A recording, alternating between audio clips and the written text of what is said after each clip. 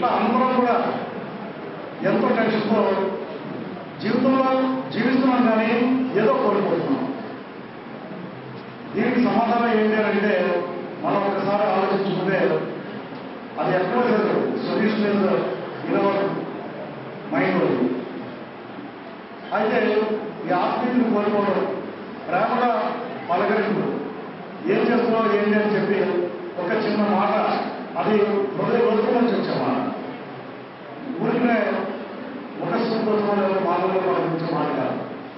కొన్ని పెద్దలు చూస్తాం, ఎప్పుడు పలకరించిన వాక్యాలు చాలా ఆదాయంగా డాక్టర్ గారు కమిషనర్ ఎలా ఉన్నారంటే ఆ పలకరింపులో మనసంతా పలకరిస్తూ ఉంటుంది.